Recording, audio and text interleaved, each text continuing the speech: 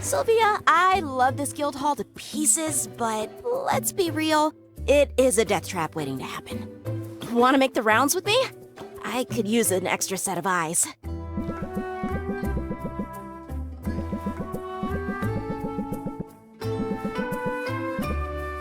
If I didn't know better, I'd say you were baby-proofing the guild hall. What's going on? Is one of the heroes, expecting? Only in the sense that I'm expecting my colleagues to overindulge and start bumping into things. It happens every night. And bruised shins are no fun on long hikes or dungeon delves. It's smart to keep your allies in fighting shape for tomorrow's challenges. I guess it is. But honestly, I just like it when everyone around here is happy and safe. It won't surprise you to hear, being here is a total dream! Should I pinch you? I'm sort of tempted to. Don't you dare! If I'm dreaming, I don't want to wake up! Not that it isn't weird sometimes. I mean, I'm bunking with people I recognize from trading cards! I'm eating at the same table as people I've written fanfic about! They say you should never meet your heroes. Oh, meeting your heroes is awesome. But sharing a bathroom with them is just super weird. So you weren't exaggerating before. You really are a fangirl. Yeah, ever since I was little. I grew up in a quiet port town. It was nice. You say nice like it's a bad thing. No, really, I had a great childhood. I was safe and happy. I have 8 siblings who are all awesome in different ways. And my dads are both book lovers, so we got bedtime stories every night.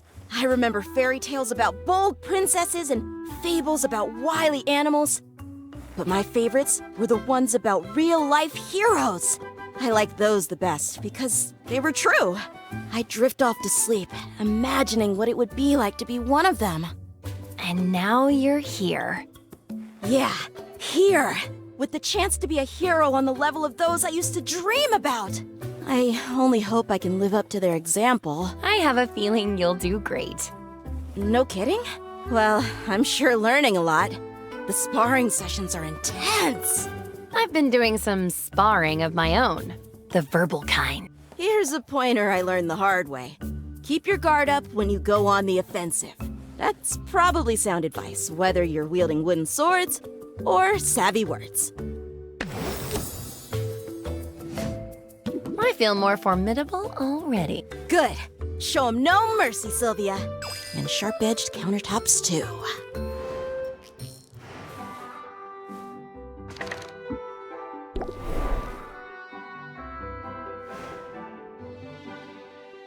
Wow, this place is bigger than I realized. Greetings, fair patron! Greetings and welcome to the Heroes Guild! I'm Baptiste, esteemed guildmaster and fledgling barkeep. Hi, I'm Sylvia. I'm new to town and I make potions. Then you'll certainly benefit from our services. Hiring a hero is a surefire way to get your hands on new ingredients. You can work directly with any hero you're acquainted with, or come to me. I always have a list of upcoming expeditions. Invest in one, and in return, you'll receive a portion of whatever loot is brought back. Wow, it sounds like the guild has a lot to offer. We aim to please. So, if there is anything else I can do to be of service, just let me know. How about sharing some pointers? Do you have any advice for a fellow merchant? Well, I don't know that I'm a merchant, per se. I'm more of a facilitator. A master administrator, if you will. I keep everything running smoothly here while our town's great heroes seek glory, adventure, and resources. It almost sounds like you're bragging about being a bureaucrat. Don't you know? Bureaucrats are the very linchpin holding society together. We don't call ourselves heroes. But if making order of a chaotic world isn't heroic, I don't know what is. That's an interesting point of view. isn't it? And in striking up a conversation about it, I am demonstrating that piece of advice you asked for. If you've got something to sell, then best to captivate your audience forthwith.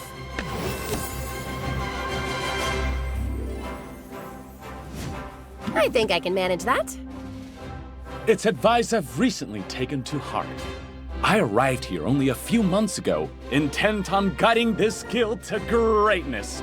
And the heroes have greeted me with open arms, although some of their traditions are rather, mystifying.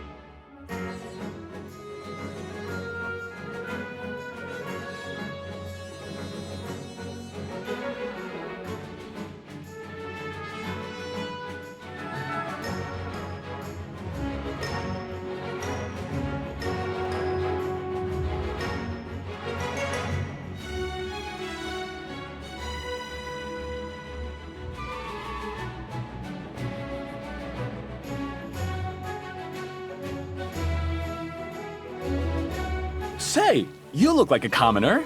Maybe you could share some insights. You must be a noble then. Shh. I'm trying to downplay all that, to help me fit in. But that brings us to my question. Tell me, this charming little tradition of leaving gifts in a new friend's shoes. Gifts? Yes, like shaving cream and rotten fruit. Is that really supposed to go on for months? I mean, I'm flattered, but it's starting to feel like overkill. They must really like you, so just roll with it. I should hope not. Honestly, how much rotten fruit could there be in this place? But I shouldn't complain. I knew coming here that there would be a period of adjustment. Finding yourself suddenly in a new land and in a new role, it can be challenging, can't it? At least you're handsome. That's gotta make it a little easier. 'Tis a curse! I fear it only makes others feel resentful and insecure. Oh, wait. I meant, thank you. Or should I say, no, I'm terribly ugly. I haven't got the false modesty down yet, but I'm working on it. Wow, you really are an unsung hero. At any rate, it's been a pleasure making your acquaintance, Sylvia. I hope you decide to avail yourself of our services. And I trust we'll find the opportunity to chat again soon.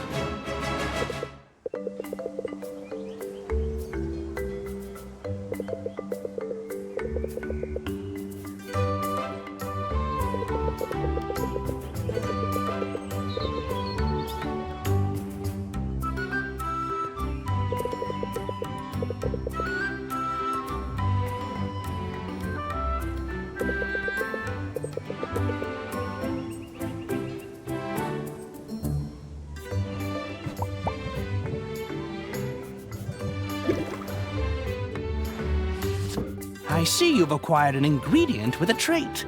Huh? I did? Sylvia, you need to pay attention to what's going on in your inventory. An ingredient with a trait is an opportunity to strategize at the cauldron. Oh yeah! have some notes on this, actually. I just need a quick refresher. Some special ingredients have not just magimens, but also traits. By placing these ingredients with traits into your brew, it will impart those traits to the potions. Using an ingredient with a positive trait in your brew will boost the value of the final potion. Be careful, though. Ingredients can also impart some less desirable.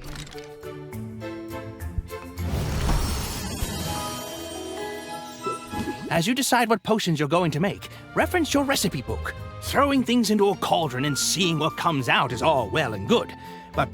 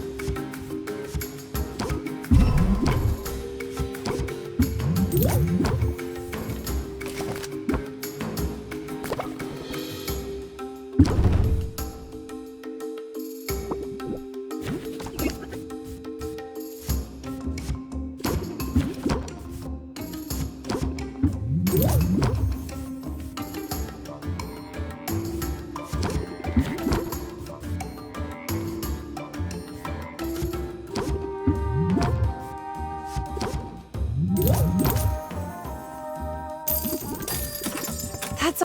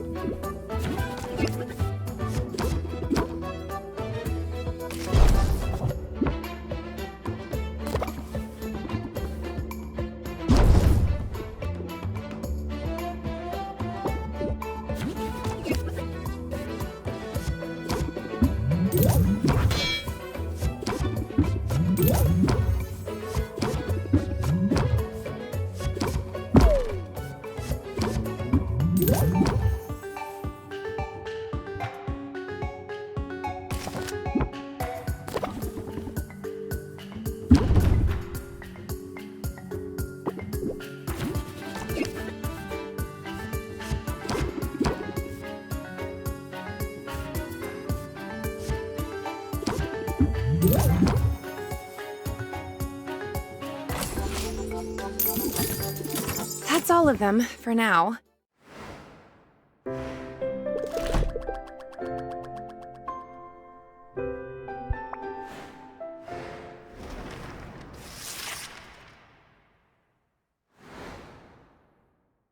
I wonder what today has in store for me.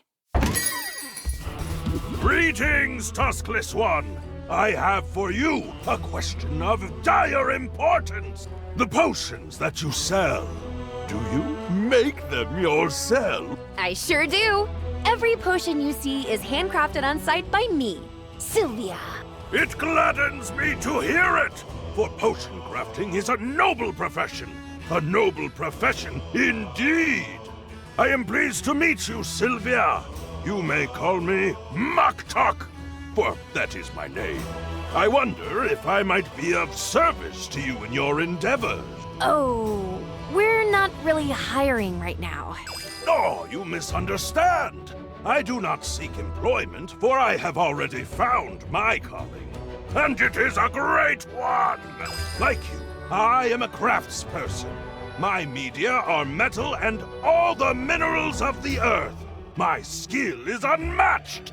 But key to any artisan's success is access to the right tools. And I cannot help but notice you appear to be brewing your potions in a shabby bucket of some kind. Tell me, do you not thrive on innovation? Do you not wish to dance upon the razor edge of progress? I like being on the cutting edge. Innovation is as necessary as food and breathable air. It also tends to be expensive. Then you must allow me to be of service. Now, please, accept this cauldron as a token of my respect, and as a sample of all I have to offer. Wow, thanks! That's so generous of you. But are you sure? Where I come from, cauldrons are pretty expensive. I only regret that I cannot offer all my many goods and services free of charge.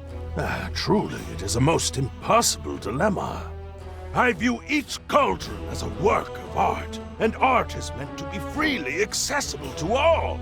And yet, I find I must cover the costs of production at the very least. Otherwise, I shall have no materials with which to make these artworks. And to leave these righteous flippers bereft of material and idle of purpose would be unthinkable.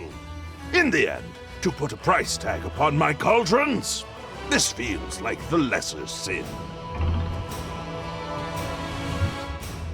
Speaking of art, nice tattoos. They really suit you. Of all life's canvases, none is more exquisite than the body. Especially a body that is rippling with muscle! But I hope you do not find my confidence off-putting. Such conviction is not so common here as it is in my homeland. I find it necessary, however, to hold myself in high regard. Those of us who put our creations on display, who are judged so openly and so often, should be the first to see and celebrate our own strengths. We must be kind to ourselves. We must pump ourselves up. For it is only by fanning the spark of pride within us that we can hope to ignite the flames of interest in another. Solid advice. Solid as an anvil. I am glad to know you, Sylvia, and I hope that I shall see you again. Please visit my market stall, see all that I have to offer. For the world can be a cold place, and those of us who toil to bring light and beauty into being, we must stand together!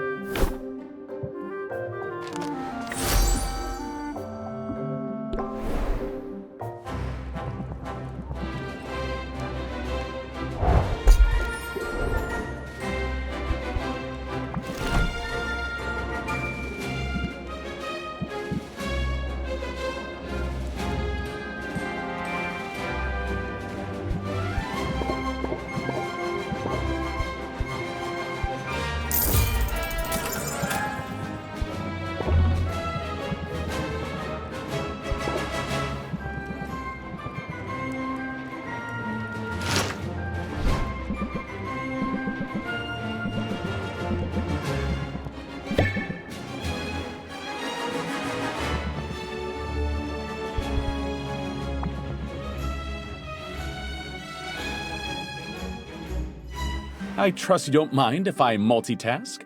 Your arrival coincided with a package delivery, and mail from the mainland has proven so irregular.